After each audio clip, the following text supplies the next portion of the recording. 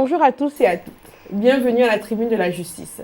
Nous allons aborder aujourd'hui un sujet qui a défrayé la chronique il y a quelques temps. Des jeunes mineurs ont été vus sur les réseaux sociaux en train de pratiquer, en train de faire des danses à caractère obscène, ce qui a profondément choqué la population et les parents. Nous recevons pour en parler Madame Rita Abogué, directrice de la publication du magazine On dit quoi. Bonjour Rita. Bonjour Madame Linda. Comment allez-vous? Je vais très bien, vous-même. Voilà, donc vous savez le sujet dont nous devons parler aujourd'hui, les dérives des réseaux sociaux sur les enfants. Qu'est-ce que vous en avez pensé? Écoutez, ce n'est pas nouveau que les enfants ne sachent pas utiliser un outil aussi vaste qu'Internet. Donc, ce n'est pas surprenant en fait, en réalité, ce qui vient de nous arriver. Comment on peut dire que les réseaux sociaux impactent, dans votre quotidien, comment vous voyez l'impact des réseaux sociaux sur le comportement des enfants, plus précisément au Gabon? Aujourd'hui, les réseaux sociaux sont devenus en fait une tribune qui permettent aux enfants de s'exprimer, qui permettent de rencontrer des gens, mais aussi malheureusement de rencontrer des mauvaises personnes et s'accoutumer à de mauvaises habitudes. Vous avez par exemple des enfants qui apprennent à boire à travers les réseaux sociaux parce qu'il faut par exemple qu'ils fassent comme les autres. Vous apprenez des enfants qui apprennent à se dénuder. Vous avez des enfants qui apprennent en fait... Comme les vidéos que nous avons vues des jeunes filles de lycée qui montraient leur poitrine. En effet, généralement, ce genre de choses sont issues de challenges en fait que les enfants se lancent. Mais ces challenges viennent de quel réseau particulièrement? Facebook, TikTok, Instagram? Aujourd'hui, les réseaux les plus utilisés par les plus jeunes de 14 à environ 18 ans, c'est TikTok en fait. Oui. Parce à cause de sa qualité virale. Parce que même si vous regardez les chiffres internationaux, c'est aujourd'hui le réseau par excellence des jeunes. Et qu'est-ce que vous avez pensé de la sanction que le ministère de l'Éducation a mis sur ces enfants qui ont été vus dans les vidéos, l'exclusion? Pour vous, est-ce que c'était la solution? Honnêtement, je trouve que c'est excessif. C'est excessif parce que mettre un enfant pendant 3 mois hors d'une école, c'est aussi lui dire qu'il n'a pas la possibilité d'avoir une seconde chance. Nous estimons que ce sont des enfants et que, comme tous les enfants, ils ont besoin d'être enseignés avant de pouvoir pratiquer quelque chose. Aujourd'hui, au Gabon, concrètement, il n'y a pas d'instruction, il n'y a pas de sensibilisation par rapport à l'utilisation des réseaux sociaux. Tout le monde rentre dans les réseaux sociaux de façon, j'ai envie de dire, impromptue. Donc les enfants n'ont jamais su que diffuser une vidéo sur Internet pouvait avoir des conséquences néfastes sur leur vie. Même pour le futur. Hein, mais bien sûr. On peut ressortir des vidéos que vous avez fait il y a 20 ans, donc que vous briguez un poste à responsabilité, on vous sort une vidéo que vous avez fait il y a 20 ans. Et pour vous, qu'est-ce que les parents peuvent faire pour non seulement protéger leurs enfants et empêcher cette montée de caractère obscène en fait? Aujourd'hui, les parents doivent prendre leurs responsabilités. Je ne dis pas que les autres ne les ont pas prises, mais ils doivent, dès l'instant où on a acheté à un enfant un téléphone, on lui donne accès à un ordinateur, on doit savoir qu'il s'envoie dans une toile où il rencontre des milliers de personnes. Et pour aller dans ce monde, il faut qu'il ait un mode d'emploi. Il faut que les parents sachent qu'un enfant, par exemple, lorsqu'il doit aller sur un téléphone ou un ordinateur, il doit avoir, il doit protéger ses données. Il doit avoir un ce qu'on appelle le contrôle parental? Oui. Il doit pouvoir installer sur les ordinateurs le contrôle parental. Il doit pouvoir réguler les heures de présence de l'enfant sur les écrans. Ça, c'est la première partie. Malheureusement, nous constatons aussi que nos enfants sont en contact avec d'autres enfants en dehors de la maison. Pour ce cas, il faut que les parents enseignent à leurs enfants que se mettre, par exemple, faire des photos ou aller sur des sites pornographiques ne sont pas des bonnes choses. Il faut tout simplement installer le dialogue avec son enfant. Parce qu'en réalité, c'est ce que nous apprenons à nos enfants qu'ils reproduisent à l'extérieur. Si nous ne leur disons rien, si nous ne mettons pas de garde-fous, c'est sûr que dehors, lorsqu'ils vont se trouver face à des petits influenceurs, ils vont faire n'importe quoi et se retrouver comme les filles pour lesquelles on a vu la vidéo sur Internet. Mais est-ce qu'il y a des signes qui peuvent alerter les parents, qui peuvent dire aux parents attention? Est-ce qu'il y a quelque chose qui peut alerter la vigilance des parents? Il n'y a rien en effet. Hein? Moi j'ai envie de dire qu'il y a des enfants qui ont une double personnalité. pendant qu'ils sont à la maison, ils sont des agneaux. Sortis de la maison, ils sont des loups. Donc pour moi, la seule solution aujourd'hui, c'est d'installer le dialogue. Après, quand vous avez un enfant dans la maison, par exemple, qui a un téléphone, qui commence à pianoter, et 5 minutes plus tard, qui se rend dans la chambre, vous devez déjà être alerté. Vous devez peut-être le suivre. Non pas en faisant la police, mais en allant regarder, lui demander pourquoi il s'est déplacé. Est-ce que ce qu'il était en train de regarder pouvait gêner les autres, etc. Parce que généralement, c'est quand ils reçoivent soit un message, comme ils disent eux-mêmes, chelou, qu'ils ont envie d'aller le regarder dans la chambre. Quand ils vont écouter quelque chose qu'ils pensent qui ne plairont pas à l'entourage, ils s'en vont dans la chambre. Donc, du coup, il faut pouvoir justement regarder ces signes, à défaut de, après bien sûr, avoir sensibilisé les enfants sur les usages de ces réseaux sociaux. Mais quels sont les challenges les plus répandus dont vous avez entendu parler? Ben, j'ai entendu dernièrement qu'il fallait montrer comment est-ce qu'on twerk, par exemple. Oui. Et je crois que c'est ce qui a amené Qui a amené, c'était la vidéo virale qui a circulé partout sur Internet. Exactement. Donc les enfants, ils ne savent pas. Donc eux, ils twerk. En réalité, ils ne pensent pas que c'est mal ce qu'ils font. Ils ne pensent pas que c'est obscène? Non, mais ce sont... Après, moi, j'ai envie de dire que il est important que les parents comprennent aussi que la conscience d'un adulte n'est pas la conscience d'un ado. Un ado, qu'est-ce qu'il veut? Lui, il veut montrer qu'il existe. Il veut montrer qu'il est comme les autres. Oui. Si un ado du même âge que lui a réussi à faire ça et que les autres ont aimé, n'oubliez pas que lui, il veut se faire apprécier en réalité. Oui, donc, qu'est-ce qu'il fait?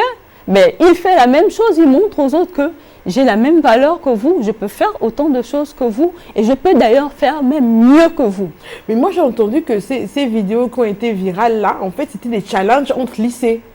C'est-à-dire que le lycée d'État a lancé un challenge au lycée Léon-Bas et c'est pourquoi chaque élève de lycée participait à ça. C'est la première fois qu'on voit un phénomène pareil. Hein? Mais je pense que des fois, ils ont déjà fait des challenges peut-être qui n'ont pas été diffusés.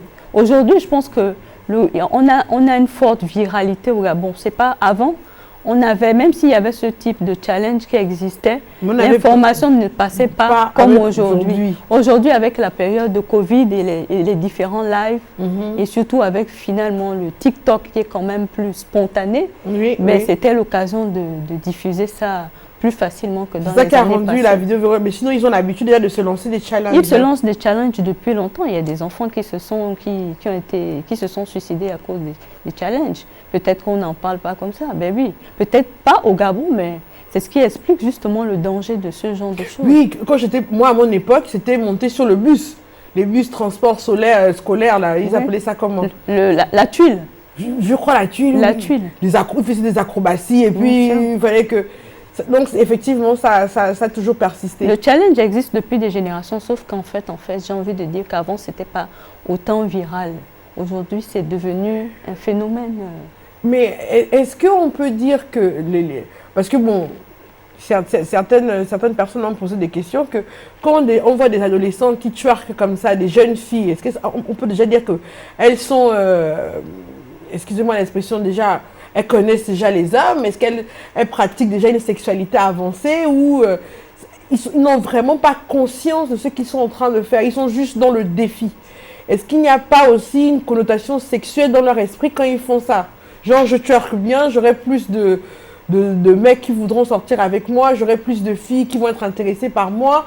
Est-ce qu'il n'y a pas une connotation sexuelle aussi qui est liée à la performance quelque part? Après, j'ai envie de dire, les gens se font des intentions.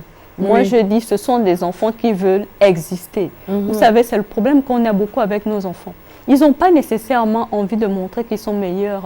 Ils peuvent avoir des meilleures prestations sexuelles que les autres. Ils ont tout simplement envie de montrer qu'ils dansent bien, qu'ils peuvent être des stars au même titre que celles qu'on voit d'ailleurs à la télévision. Aujourd'hui, c'est vrai qu'on voit la connotation sexuelle, mais on ne voit pas le fait que les enfants ont besoin de s'exprimer. J'ai envie de dire aujourd'hui, qu'est-ce que nous donnons à nos enfants comme moyen d'expression? C'est aussi ça la grande question. C'est vrai. S'ils n'ont que ça à faire, ils ne feront que ça. Je ne suis pas là en train de justifier ce qu'ils ont fait, mais je suis tout simplement en train de dire que des fois, il faut peut-être prendre le problème, regarder les choses avec d'autres yeux. Peut-être que s'ils avaient une autre occupation que le fameux twerk, s'il y avait un challenge de théâtre ou tout simplement de jeu de Scrabble, ils ne seraient pas en train de twerker, de faire ce genre de vidéo. Mais moi, la question me trotte toujours dans la tête. Vous pensez que c'est à partir de quel âge qu'ils sont vraiment intéressés par le sexe, en fait? Alors, les enfants commencent à avoir des idées de ce genre. À partir de 12 ans, ils deviennent curieux. Donc, quand on leur donne des tablettes, on leur donne des téléphones, on est plus ou moins sûr à 35-50% qu'ils peuvent aller sur des sites pornographiques. Ils peuvent y aller beaucoup plus par curiosité. Hein. C'est beaucoup plus la curiosité qui les attire plutôt que l'acte en lui-même. Parce que, contrairement à ce qu'on peut penser, ils ne sont pas si courageux que ça. Il y en a que vous voyez twerker là, qui n'ont pas de rapport sexuel, qui ne savent peut-être même pas ce que c'est. Parce que l'autre problème aussi, c'est qu'on a diabolisé nos enfants. Des fois, on voit une fille qui twerk, mais la pauvre, elle ne connaît rien de cette vie. Ça, c'est arrivé, moi j'ai vu des petites de 6-7 ans en train de twerker, de plus à moins. Est-ce qu'elles savent ce que c'est la sexualité? Non, je trouve qu'on a aussi... On a trop diabolisé la pratique aussi. Moi, je ne dirais pas qu'on a diabolisé. Je dirais qu'on a laissé nos enfants avoir accès à trop de choses trop tôt. Même quand on regarde des clips sur 13 TV, qui viennent des États-Unis, qui viennent d'ailleurs, on voit des jeunes femmes qui se font remarquer en étant totalement dénudées, en étant totalement en train de faire des positions pour...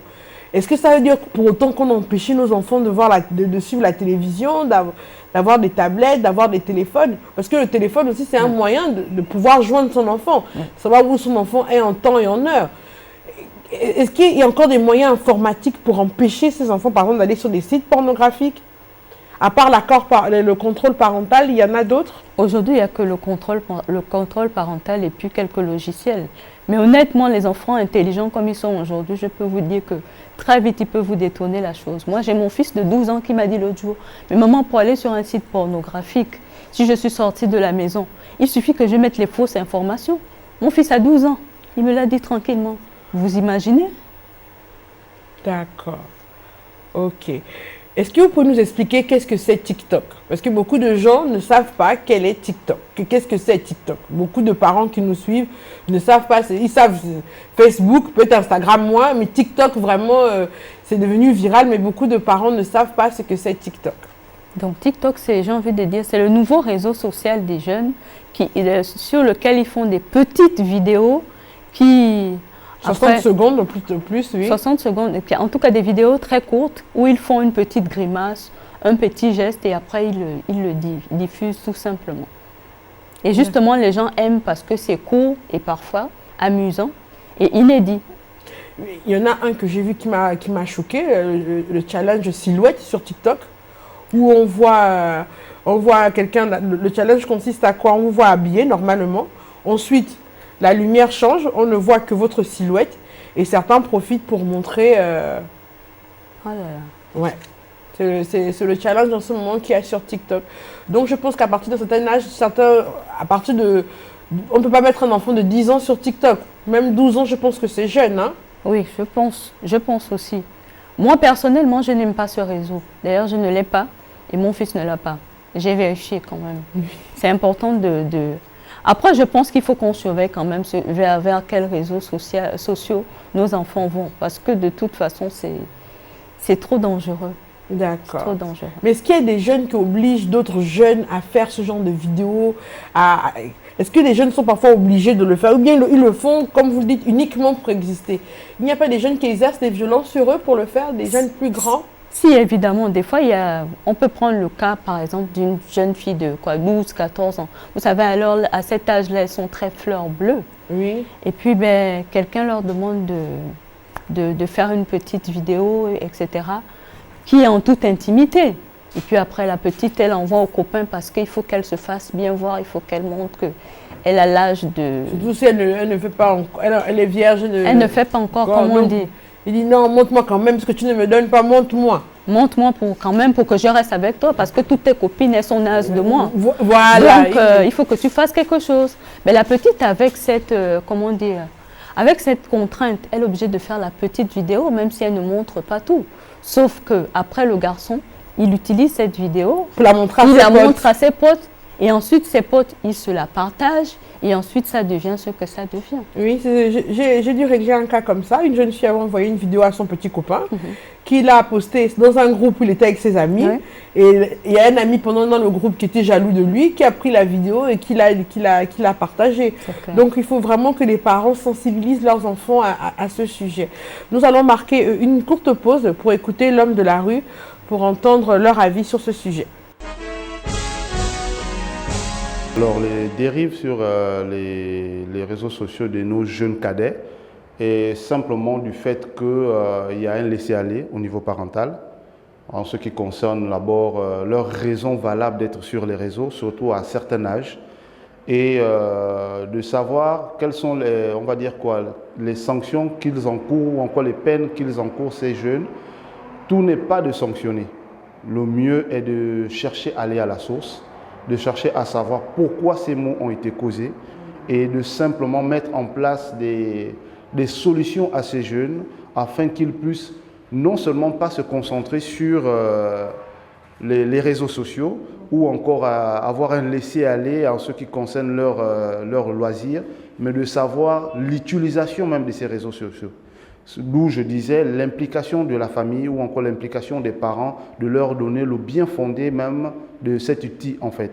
Sans éducation, on ne peut pas réellement reprocher à des personnes ce qu'elles font. Moi, je pense que le web ne nous a jamais été livré avec un mode d'emploi. C'est normal qu'aujourd'hui, on retrouve beaucoup de personnes qui s'expriment comme elles veulent. Les sanctions ont été prises. Chacun a donné des avis par rapport à ces sanctions.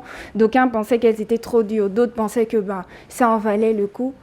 Prendre des sanctions, c'est bien, mais moi, je pense réellement qu'il faut aussi les accompagner d'éducation, leur expliquer les méfaits et les revers des réseaux sociaux, leur dire qu'aujourd'hui, oui, on est peut-être... on fait les choses sans penser au lendemain, mais il faut savoir que demain a toujours des conséquences. Ça, nos actes ont toujours des conséquences sur le lendemain. Car nous savons tous que l'éducation est même le socle de la vie d'une société en fait. Et si et seulement si ce secteur est abandonné, continue à être abandonné de cette manière dont nous observons tous, il est clair que les générations futures donneront vraiment du fil à retordre pour la société. Et l'intégration sera d'autant plus difficile que celle qu'on observe déjà aujourd'hui. J'aime toujours la vie du micro-trottoir, ça nous édifie énormément. Alors, Madame Rita, nous sommes de retour sur le plateau. J'ai encore quelques questions à vous poser. Il y a certaines danses traditionnelles, comme Ikoku par exemple, les danses de chez nous, qui peuvent être apparentales et danses obscènes. Et pourtant, ce sont des danses traditionnelles. Si les jeunes dansent cette danse, est-ce qu'on peut dire que là, c'est l'impact des réseaux sociaux ou de la tradition? Là, ça, c'est une question quand même difficile parce qu'après, bon, il ne faut pas non plus régner sa culture. C'est important. Après, je pense qu'avant, lorsque les gens dansaient l'Ikoku, c'était dans un cadre spécifique. Ce n'était pas pour l'exposer sur Internet comme c'est le cas aujourd'hui.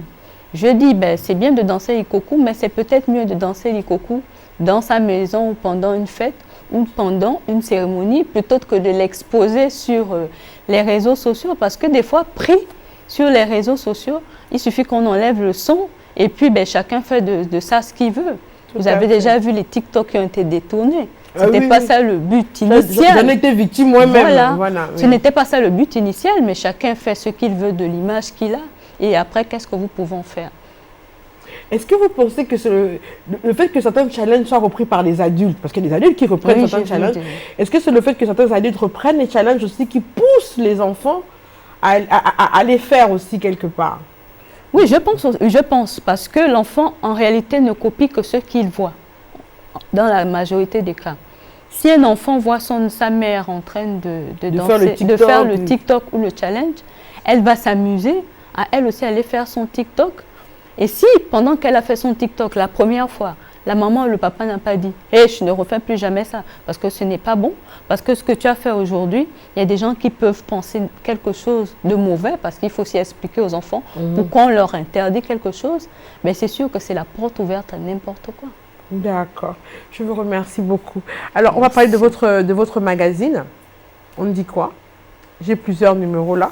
Celui qui m'intéresse, c'est celui-là. Qu'est-ce que vous pouvez nous dire sur votre magazine?